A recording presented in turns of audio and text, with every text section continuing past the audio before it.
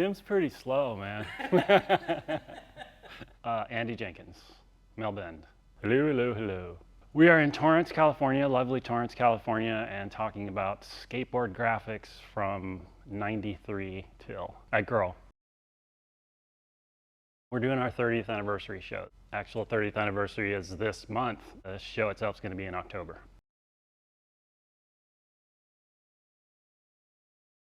I'm not sure why I left. That's a really complicated question because I've been here for 23 years. I don't know if I was like looking for something different. It's funny because when I came back, somebody asked me this same question. Why were you gone for 7 years? And I was struggling to answer it. And she said, oh, you were on your walkabout. Yes, that's exactly what I was doing. I don't know if I was trying to figure my shit out for 7 years. Yeah, it's fucking awesome to be back. It's absolutely amazing. Again? Megan and I connected again on a board series. I knew the 30th was coming up. I was so psyched to be doing the board series, and I was so psyched to reconnect with these guys. Kept in touch, and we were talking again like we did in the old days. She put out an ad, Rick and Mike and Megan put out an ad on Instagram that said looking for an art director.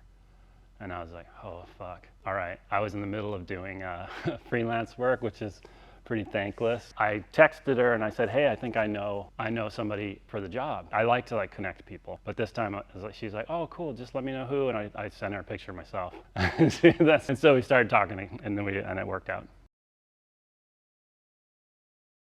Not a lot, except for the team roster, which is all these amazing young dudes now. Not that it wasn't back then, but 7 years is a long time, and all these guys, I didn't even know them back then. Like none of them started till after I left. Oh, Rick, by far. Okay. All right. Oh shit. Yeah, this is my origins. So when I was a kid, I was a BMX racer. I lived in Wyoming, so everything out there was dirt. Rode dirt bikes, raced BMX, and it was my dream to come to Southern California so I could race BMX and skateboard and ride motocross and do everything all year round. I just got lucky and got a job here at BMX Action, which bizarrely is only like a quarter mile from here. I've spent a lot of my career in California working on this block, which is insane to think. Yeah. You know what we're looking for, right? I don't know. Oh shit, I do. I do now. I do now. Yeah, let's see. So this is how I got the job, actually, if I can find it. Oh yeah, there it is. So this was a drawing contest they had every year. I entered it every year, and this year I won the contest. This was '83, I think. Yeah. So I won it, and I was so psyched. They sent me a bike, this insane aluminum 24-inch Race Incorporated, and it was sitting on the doorstep of my apartment. I was in art school. I was like 18 or 19. I got it, and I was like just shitting myself. And then I got a phone call from Oz, who was the publisher, and I thought it was a joke. I thought, no, he's not calling me. What's he calling me for? They actually offered me to come out and interview for a job as the editor for a new magazine. And the only reason he thought about it was I had written a letter to them to thank them for the bike, and they found the letter, and they're like, oh, this guy's, he can write. Thought it was kind of in the voice. It was in the BMX Action like wizard voice. They were looking for an editor, and I was an art guy. I wasn't a writer. So they flew me out. I did some test articles. They looked at my portfolio, and they said, okay, can you start in March? And I was like, yeah, I'm already here. Just keep me here. I owe a lot to Bob Osborne and Steve Giberson for setting me up with this job, and that just led to skateboarding and the skate industry, and from there I've just been stuck in skateboarding since '84. I don't know if I do or not. Oh shit. So you saw the original to this yesterday. I do. I have the original of this, and I should have brought it with me today if I'd have known. Should I just sign it? All right.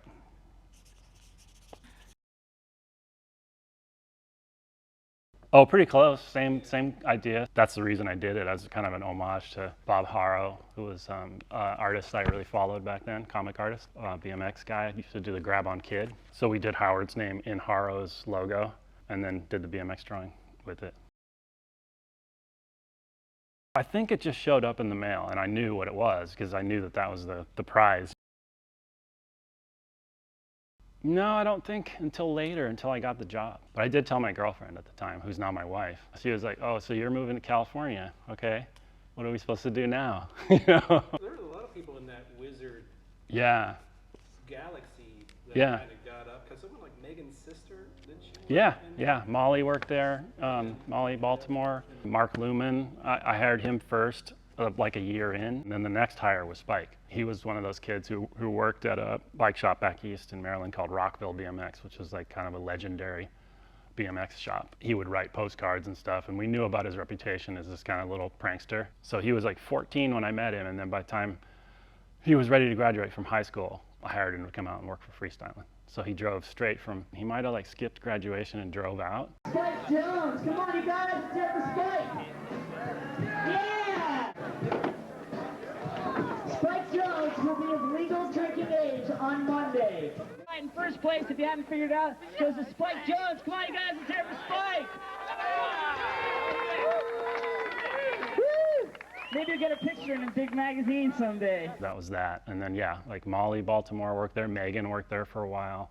Jeff Tremaine came in and worked there. It was a cool little orbit. Steve Giverson, the photographer, Wendy Osborne. There's just so many amazing people that were big influence on me. McKee worked, I think, he was a BMX guy, McKee, back in the day. So we had photos of him. I think he was in the mag once or twice, you know. I think it was when Jeff left to do Big Brother was when Mark really hooked in and started World. But it was about that same period. A lot of people were like kind of moving around, going from one job to like World Industries to, you know, Wizard, from the magazines. And through Spike, I met Jason Lee and all those guys, the new kids, you know.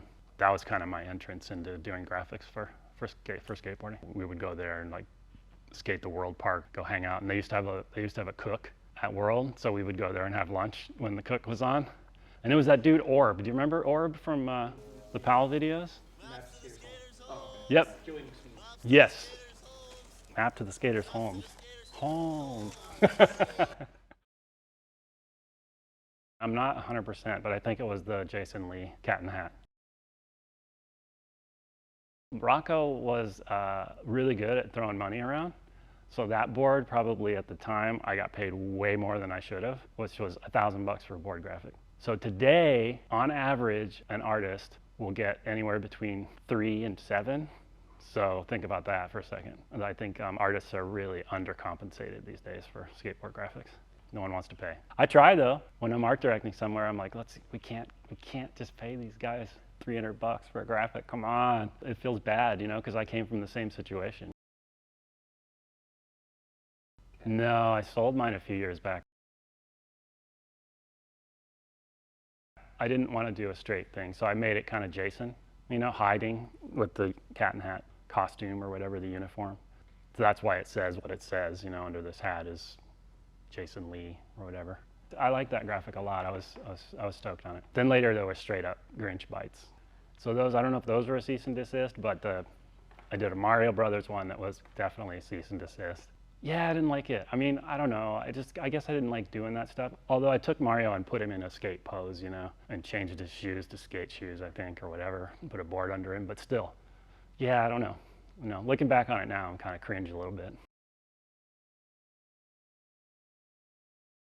Gabriel Grenade, I was doing a lot of that kind of art at the time. So it took a long time because it was like a process of like bending metal and drilling metal and then knocking nails into the metal and, you know, figuring out how it was going to work. How was the grenade going to fit in there? Is it a live grenade? Should I be more careful with it? Sometimes guys back then, they didn't really care what their graphics were or whatever. And I don't think I saw Gabriel enough for him to say, you know. Some of the guys were around more than other guys. And I don't think I saw Gabriel much back then. But Nadas was psyched, so. No, I did it for 101. Nadas would just be like, do something. Although I did another one where it was specific, like, okay, we want a crack pipe and a beeper. I had to go out and like do research. So I'm like, all right, what does a crack pipe look like? I don't know what a fucking crack pipe looks like. And then I'm like going into places to try and figure out what a beeper looks like. I didn't know, you know, and there was no internet. So I'm like going into these shops, like trying to find stuff. It was ridiculous, but yeah, then that board became kind of notorious. I went up to, you know, there's certain neighborhoods and gave it a shot. Where do you find pictures of crack pipes? Do you have a crack pipe I could take a photo of? You look like just the man to ask. Nodis was rad to work for, though. 'Cause he was one of my heroes back then. And I was just like, whoa, I'm working for Nodis Kappas. Just once, probably. We probably had a very limited amount of time in a studio. I think it was called the demo plant. We practiced it a lot, I guess, but then when we recorded, it was like one take, get out of here kind of thing. I think we recorded like 4 songs, and that was it. Yeah. And it was on a BMX video somewhere, too, I think. Yeah, those were good times. I couldn't believe it. I mean, the only reason it is because of Jason. Otherwise, who would have cared, about that? That was like, Jason Lee's insane part, and we happened to have the song on it. I don't know how it got picked for that. I don't know if Spike had Jason listen to it or something, and he said, yeah, that's cool, or I don't even know. I could ask Jason now. I don't even think he would remember, Yeah, it fascinates me, because when people say, yeah, you were in Milk? Yeah, I guess. No, we never, there was nothing until, I guess it was around 2005 or something. Michael Leon, one of the art dumpers that was working here at Girl and Chocolate, decided to put it out on his little label called Commonwealth Stacks. We put out like 5 of the songs that we had recorded on that CD, and that's long gone now too, I don't know. You did. Well, it was kind of funny. Milk had, it was me and Mark Luman on guitar. Jeff Tremaine was the singer. And then the drummer was R.L. Osborne. I don't think a lot of people know this, but he was like one of the top freestyle BMX kids from the 80s, And his dad was the guy who ran Wizard Publications, Bob Osborne. So it's kind of a cool little fact there. He's a good drummer, and we practiced at his house a lot. And my wife played on some Milk songs too. Saxophone. Yeah, that was me. Yeah, I did. I used to have a 4-track recorder, and I just would record stuff at the house, and that was one of the pieces that I did. No, there's like a snare drum, I think, and like some guitar and a little bass, and some noise, some little bit of noise stuff. But yeah, I'm surprised you remember that. I did the music, and then I showed Spike. I'm like, and he thought it would work good for that. So I don't know that he cut it to that or anything. I just think it was like it kind of fit, That's a great piece. I love that one.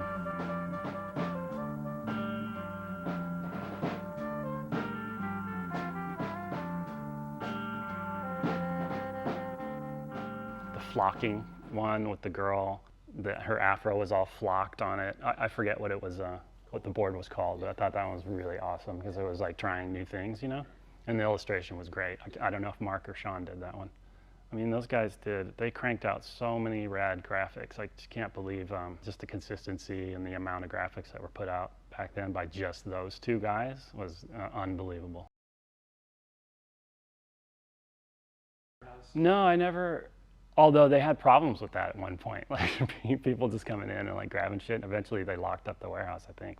I think for the Cat in the Hat board, I only had 1 of them. If I had known, I would have grabbed a box of them, but you could maybe retire for a few weeks. Anything Neil Blender did, I was psyched on, because I don't know, he had some kind of energy in his drawings that I thought was otherworldly to me, kind of. I don't know why. I think it was because of who Neil was and like just this idea I had of who Neil was, like such an original creative soul. Corey O'Brien was popular back in '89. A lot of kids bought it. It's 1990, boys. Let's get rid of the skeletons. John Sonner. Yeah, I did meet Neil. That was awesome because I was with my friend O, rest in peace, amazing human being. He introduced me to Neil one day. I went on a photo shoot with O to Neil's house. When I walked into his house, I was already freaked out because it was Neil, And then I walked in and he was playing this music really loud. I'm like, fuck, what is this? This is so fucking good. And it turned out to be the Minutemen. So that was my introduction to the Minutemen, which is still to this day, like by far one of the most, inspirational bands I think I've ever listened to. And then we went to Sadlands with Neil to watch him rip that place apart, and it was amazing. I always liked the Alien stuff too because it was so on its own wavelength. It wasn't like, maybe it's because it was in the middle of the country, and it wasn't out here and tainted by industry or anything. Anything that Swank did with skull skates and Foundation were my favorites. Another guy who was, I think, a big influence on me, like in the zine world and with the board graphics and everything. I always liked Jim Phillips' stuff a lot because the line work was mind-blowing to me, how much control he had over just his ink line. That's just such a skill to have. I can't do that. It's like, I mean, if you watched him draw too, it was like perfect. Of course, McKee and Cliver have that kind of thing too, you know, where their line art's just like perfect. No, not at all. I knew them both, and I think the three of us are all so socially awkward that we didn't really talk to each other. So I think if we were probably the three of us in the same room, we would just be like, I'm a lot more anxious than you would know. Earning my keep. Eric, turn around. Yeah. Oh shit, this has my name on it. How come it has my name on it? Did I sign it?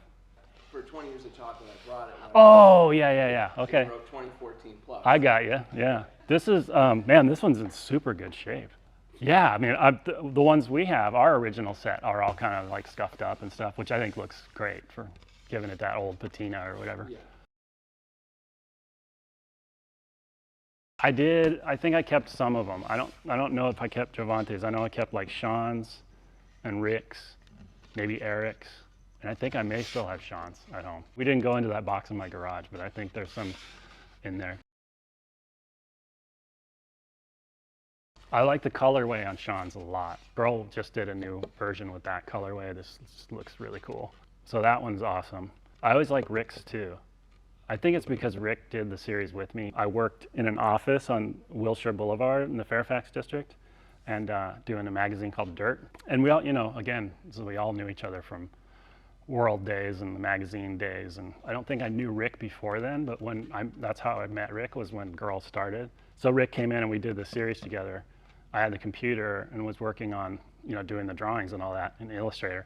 And he was just right there sitting with me, and we finished the whole series, I think, in one afternoon. And then it was just a matter of getting like the different names for Girl at the bottom. Is it spelled wrong? Oh yeah. What? I didn't even know, man. How's it spelled? Yeah, we fucked that up pretty good. I know Spike spelled it a whole other way. Jorante or whatever. No shit. No one ever told me that, man. Why did no one tell me his name wasn't spelled right until now? That's so fucking weird. I feel terrible now. I'm gonna call Javante. I don't think Javante ever said anything, well, not to me anyway. He probably got pissed off at Rick. Oh shit. Yeah, so this is what I was talking about, the patina of a deck from, you know, 30 years back. Yeah, this colorway I love too. I think just because it's Rick, it's special, you know. I've worked with Rick for so long. Pretty special board. You can see how flat this thing is compared to that Javante. No. I think that was probably Rick and Spike. I picked this version of it out because I think there were maybe a couple versions of it, and this one was the one we wound up using. Although this is a little bit different because it has like a rounded crotch, and her crotch is straight now. In case you wanted to. No. I don't know, man. People ask me that a lot, and I mean, I don't know how many we have out here right now. Like, what's your guess how many are in this room on the floor? So you can't even guess that. So maybe, I don't know, 600, maybe.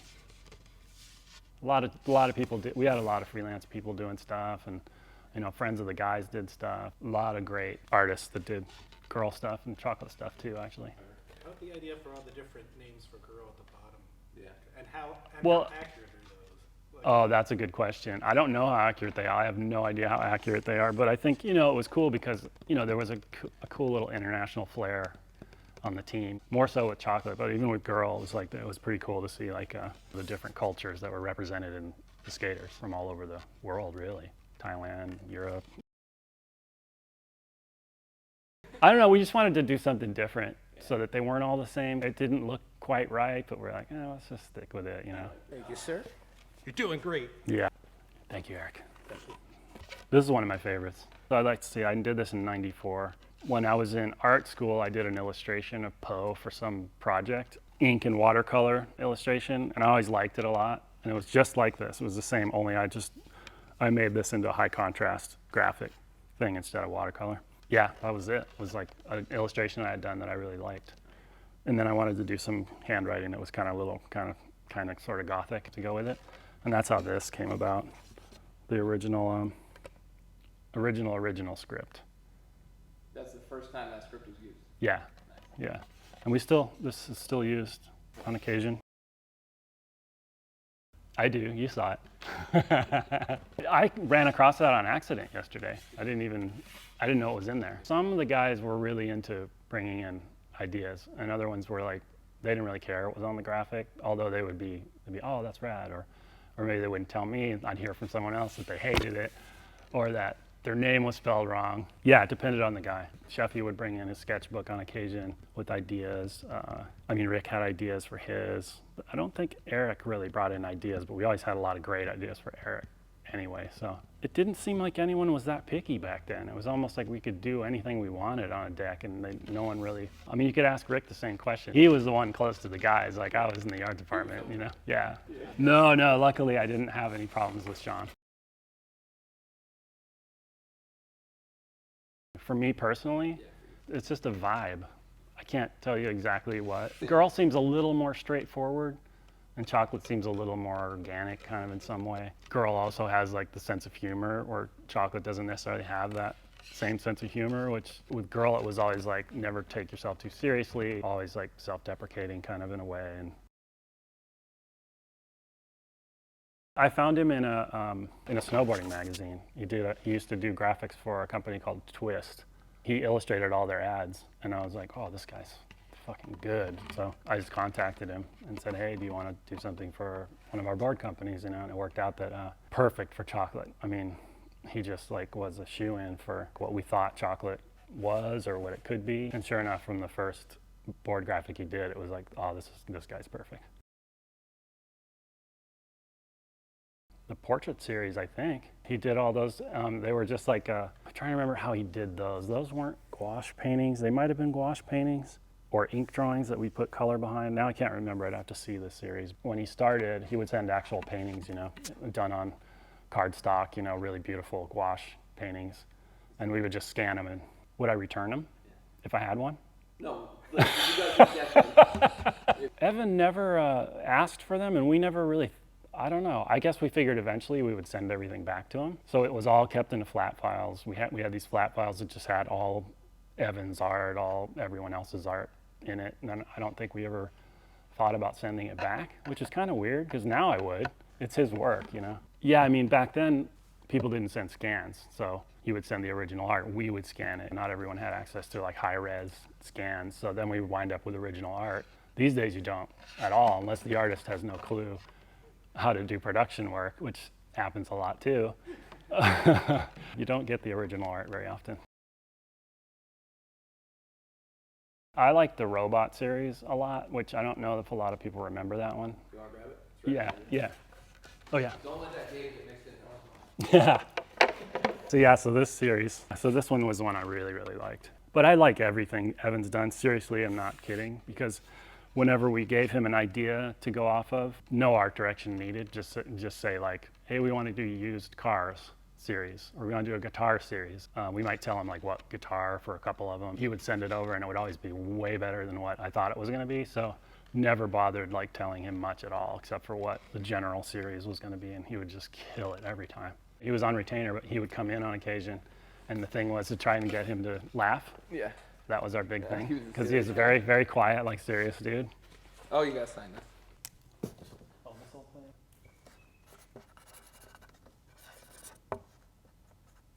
Oh, to Tim, I love that. Thank you, man. It says Yo Tim. Love it. So now you can't resell it really. I would never. He's gonna. We got 2 more boards. See, this isn't hard, is it? I kind of like the ink, like the Vanna White. We just. Thank you, met. Eric. Andy. This was a Keenan graphic, New York City cab, I guess, was the concept. This is the first time actually I did a drawing in Illustrator, so it's a digital drawing. I don't know if that makes any difference. This isn't one of my favorite series. No, I mean, I don't like everything I do, for sure. But people like it. I like the hockey player, which I think was Gino. I didn't know Gino, although he's one of those guys where I would kind of get like, you know, hey, hi, Gino. I don't know. Yeah, that's my whole life. I know what you're Such an amazing, just talented skateboarder. And eventually we'd kind of get personality for each skater that kind of made sense. So the graphics would kind of point in a certain direction. It was about the skater, kind of. Not all of them, but you know, like certain skaters would develop certain like characteristics on the graphics. So. What was with Mike York and the bunny? I don't know. That just started happening, and I hear he doesn't like the bunny now. I always like Mike. He's a funny dude. There's a VW Bus profile. That's Paolo's brother. I'm almost 100% sure. Paolo's brother did a lot of his early graphics. Yeah, the shark. It's like a color pencil drawing or something. Yeah. No, not really. He's another one where I would be kind of intimidated because he's just like had so much swag. Like he's a really cool dude, and like I was not. I was a total dork, but well, am. It's the charisma thing. I think it was like that with Gino too. I'm a skate fan too, so it's like, you know, working with some of these guys was just like, whoa. I don't think I've ever done that. Like I've always tried to think of a way to kind of make it work. Because the ideas aren't necessarily bad, it's like in the execution of them, I think sometimes. I think that was more of how I tried to look at it. Some of the skaters, like I felt like I did better graphics for than other ones. Yeah. For some reason. I don't know why. Like Costin, I always feel like, and McCrank was another one. BA.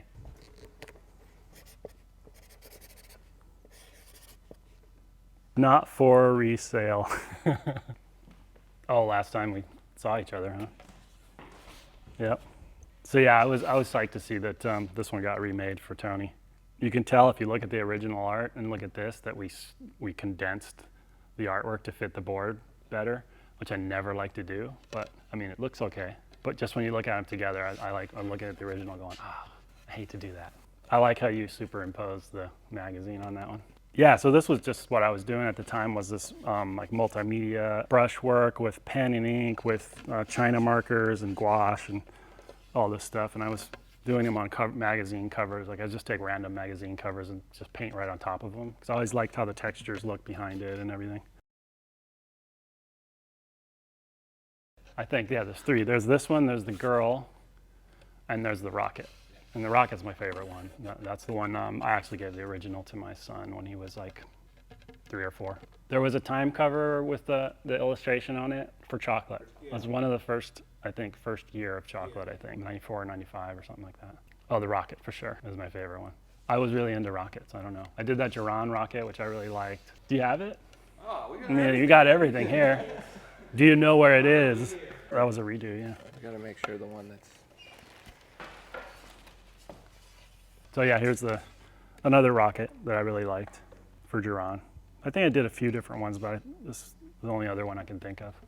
So yeah, reissued in, date of original issue was 96, yeah.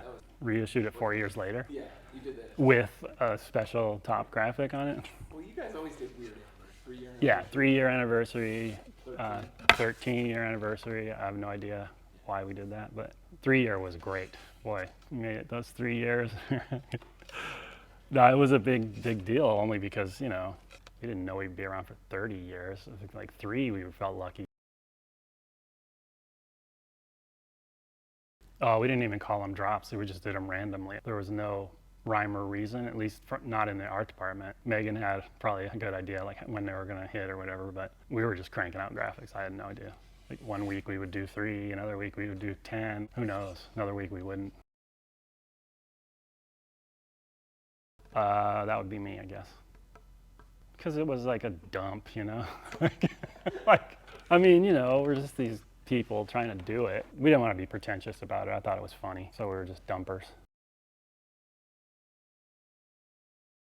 I want to say 7 people on staff in-house. Yeah, which is a lot. And I talked to Megan about that now, and she's like, yeah, I said something like, yeah, I think we were overstaffed. And she's like, you think? But we still worked our asses off. It was crazy. I guess we were producing a lot of stuff at some point, you know, at that point. Right now, it's just me and Carlos. So, yeah, 2 in-house. I do girl, he does chocolate, and there's all the stuff in between, you know, that we take care of with, you know, Royal in there and everything, Crail Tap. Yeah, it's a Rudy one-off that I did where the story's inside the OG. Yeah, that's my favorite, I think. I've never had access to this many skateboards. It's wonderful. Everyone you can think of that Girl's done is here. Yeah, this is the one. It looks like, I keep hitting this mic, am I fucking it up? Do you have to beep every time I say fuck? A lot of beeps. Yeah, this is my favorite. Only because I got to combine writing with it. I've always liked to write, and this one I think is relevant to skateboarding and what was going on at the time. It was fun to kind of fit into that shape too. Is that one you would not think? No, I know what you're saying. It's like super basic, like it's just writing. It's like I think I like, it just kind of feels like more sentimental to me because of what I was writing at the time. It's hard. I think at first we thought it was really hard, and then we kind of just flowed with it. I mean, we could reinterpret it in so many different ways. It was actually a fun challenge to do. Like, especially when we started doing the wooden OGs, like that was really, really cool. Evan Hecox, believe it or not, did the first wooden OG. I didn't ask him to do it. No one said do something for Girl. Like one day we got a package from Evan and it had that OG in it with a little wooden block for a skateboard with grip tape on it and like little wooden wheels and stuff. It was super cool. It was perfect. So we just started using that concept. I think every artist who ever worked for the Dump and a lot of outside artists have done that format for us. There are hundreds of them out there. So yeah. Modern chairs. Sure. So this one's really cool. Tony Larson, who was a dumper for quite a while, did this series while he was in-house with the Dump. This thing went nuts. Like, I guess collectors now this is one of the most favorite series to collect.